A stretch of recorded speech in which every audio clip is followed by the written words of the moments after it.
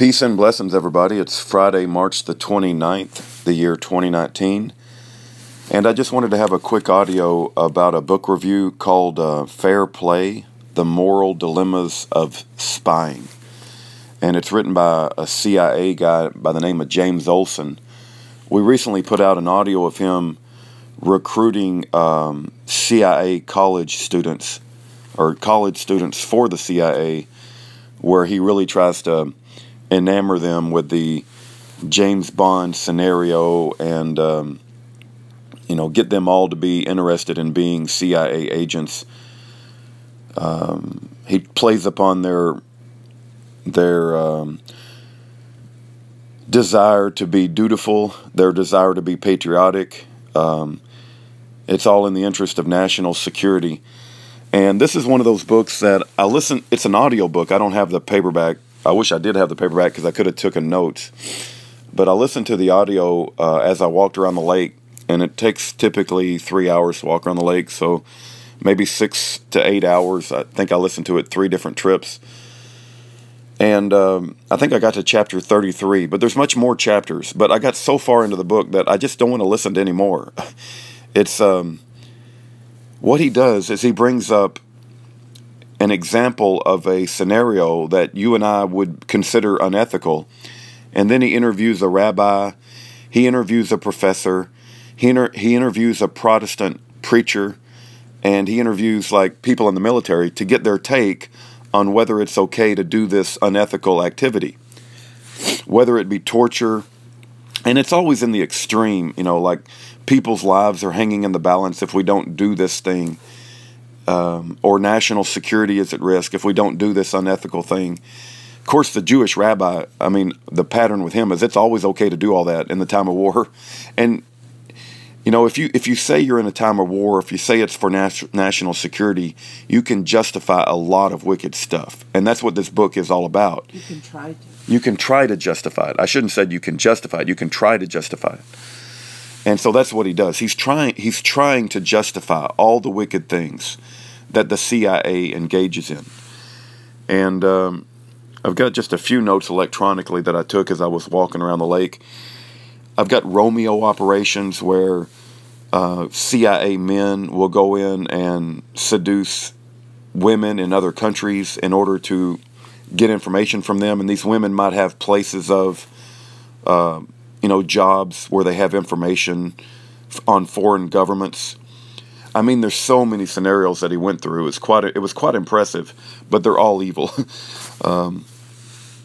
One of them was get compromising photos on potential informants in other countries, or learn compromising information about them, whether they could be homosexual or they could be having relationships outside of their marriage, and then try to blackmail them so they would get information from these FBI informants. Honey traps with seduction to get information from people.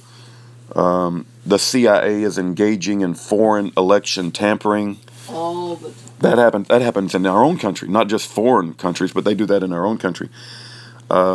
He's trying to justify murder.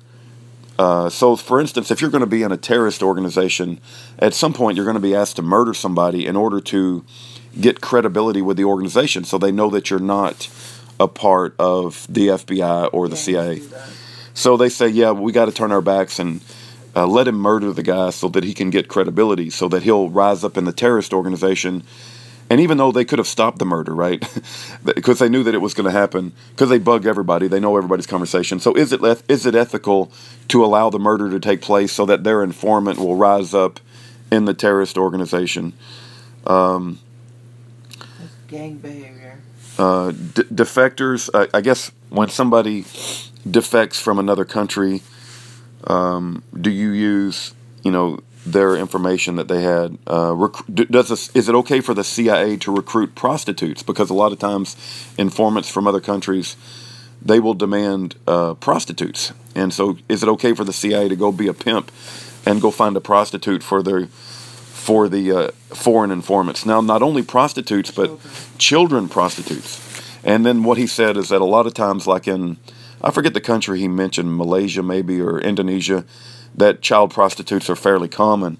So it isn't such a necessarily a big a deal as people might think that a foreigner would want a child prostitute. So if he's got some really good information that's for the cause of national security and it could save lives, well, hey, we got to go get a child prostitute sometimes. Now, some of the people that he interviewed, they would say, no, that's not ethical. But there were some people that said, yeah, in extreme cases, the CIA has to do what the CIA has to do to protect us, you know. Let's see. Is it okay to use religious organizations like the Red Cross or other religious organizations? Is it okay for a clergy to be an FBI informant? Or what about missionaries? And they think that's completely okay, right? So they'll recruit people that are missionaries or preachers in other countries, and they'll get them to be informants to provide information for spying.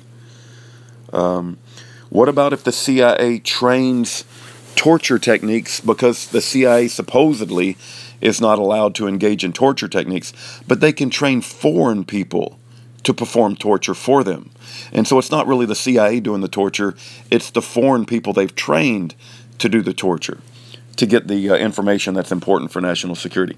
Of course, we know that with John Brennan, he advocates enhanced interrogation techniques, which is just a very polite word for torture anyway.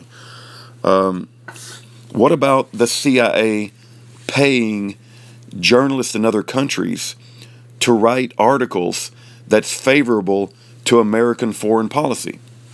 Is that okay? Because they do that all the time.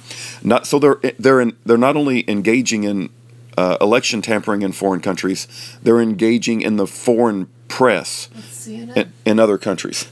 In order to propagate the American foreign policy, we got to pay off foreigners, and they'll pay them a lot of money to write an article that's favorable to the United States agenda, which is basically propagating propaganda in other countries. And this is an old book. This isn't a new book. So if they were doing this a long time ago, they're certainly doing it even more now. There's a lot of other examples that he went through. This is just a small example. False flags. He talked about the use of false flags to promote the CIA and American agenda. He talked about whistleblowers. He talked about MK Ultra. He kind of like admitted that it was a bad thing what they did with MK Ultra, but that was an old program in the past, and they don't do that anymore. Yeah, he just kind of brushed it off. He also talks about how some people have a negative opinion of the CIA and that the CIA is used to run drugs and they were somehow involved in covering up 9/11. And he makes fun of anybody that would believe that 9/11 is a false flag and that the planes fell, the buildings fell because there were bombs in the building. So you can tell his perception of 9/11 truthers is very low, and he mocks them. But I am a 9/11 truther. I don't believe those buildings could have fallen by the planes. I think there had to be bombs in the building. And anyway, he makes fun of anybody who would consider the CIA a drug-running organization. There's just so many examples. Let me see if I can find a few more.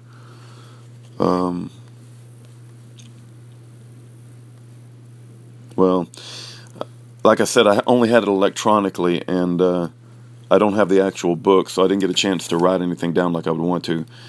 But he goes through many, many examples of what I would consider incredibly unethical things. Did you say you have to pass a lie detector test to get a job there?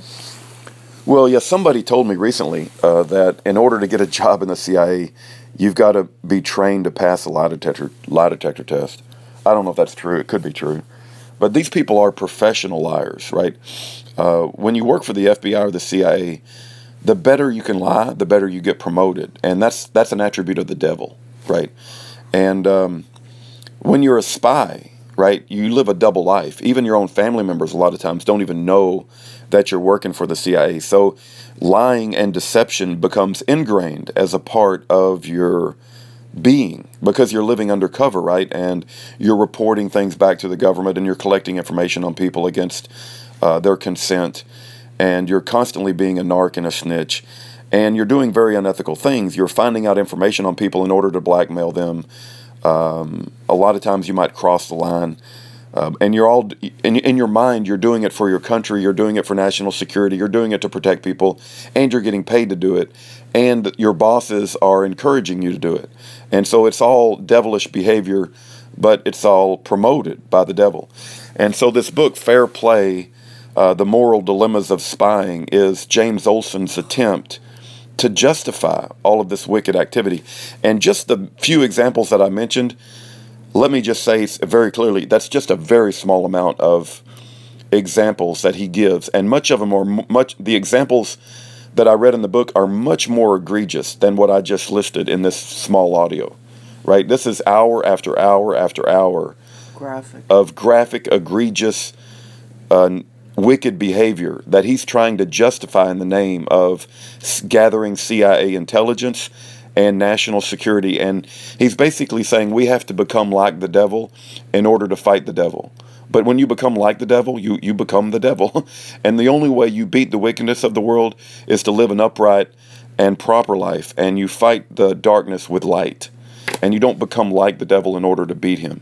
Is Anderson Cooper CIA? Yeah, what's that? We have Operation Mockingbird, I believe it was. And he mentions that, where we have CIA agents in our own media in this country that promote the CIA narrative, the American propaganda. And so they lie to us, they promote false flags. I could go on and on. You guys know this. But I couldn't go through the rest of the book. I think I got up to chapter 33. And it's just sickening how this man tries to justify his life. He spent 30 years in the CIA, right? So he's desperately trying to justify his existence and his behavior. And that's why he calls it the moral dilemma of spying. And it's all about justifying his wicked life. It's the same thing when somebody spends 30 years in the FBI. They've got to write a book to try to justify what they did. But there's not going to be any justification when they stand before God and they stand in judgment of the wicked things that they did. There's not going to be an excuse of national security on why they tortured and killed people and lied to the American people. That's all I got to say. I'm not impressed with the book. I don't know if I would even recommend it. But it's good to be aware of your enemy. A lot of times I read books just to become aware of the way that my enemy thinks. And I read enough of the book to understand that this James Olson guy is a very wicked man. And there's no sense of godliness in him whatsoever. He spent 30 years for the CIA. That's really all you need to know. Take care. God bless. Have a great day.